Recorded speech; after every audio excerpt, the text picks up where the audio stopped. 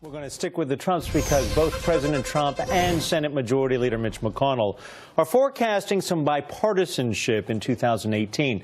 Bruce Levell is the executive director of the National Diversity Coalition for President Trump. He's also a member of President Trump's 2020 Advisory Board. Welcome to the program, and thank you for getting up early for us this morning. Thanks for having me, Adam. I do recall last week or just a few days ago when Senator McConnell did indeed say that we're going to be looking for areas of bipartisan agreement because that's the way the Senate is. He also faces the fact that he only has a 51-49 majority when they start the new legislative session. What are the areas of agreement or bipartisanship going to be?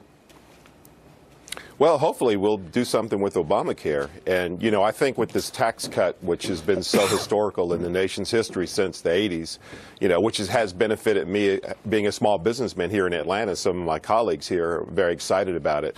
You know, I think that, should I say, euphoria, this excitement will carry on, you know, next year in the first quarter of 18, which will entail, say, you know what, guys, we may not agree with a lot of things, but we can see the successes.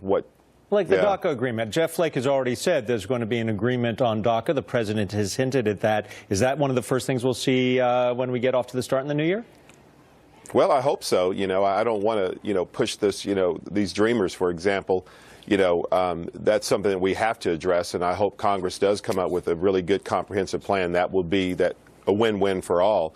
And, you know, that's just one of many. But, you know, I have to get back on the fact on Obamacare in itself. I really hope and prayerful, because I know myself and other business owners, it's been a travesty, as you might say, in terms of high premiums. And, you know, that's taken such a big toll on a lot of small businesses myself. Is the compromise already in the works, the Murray-Alexander bill, or is that just a Band-Aid to stabilize the insurance markets? Because that's an example of bipartisanship. And Susan Collins, the senator from Maine, got the guarantee from Leader McConnell that they would address that issue. Well, I don't think it's such a Band-Aid. I think it's a reality. You know, and I think at the end of the day, like I said, it's something that we can't bleed anymore. And I think, well, it's more than a Band-Aid. I think it's going to have to take some sutures and some a little surgery there. But I'm very optimistic that they'll all come together and we'll, you know, do what's best for the American people. And let's talk about infrastructure, because I've never met a congressman or senator who didn't like to spend other people's money. We have Representative Dingell from Michigan saying that she will work with the president. I'm sure Sherrod Brown in Ohio, an industrial state, would be grateful for infrastructure dollars. Those are Democrats.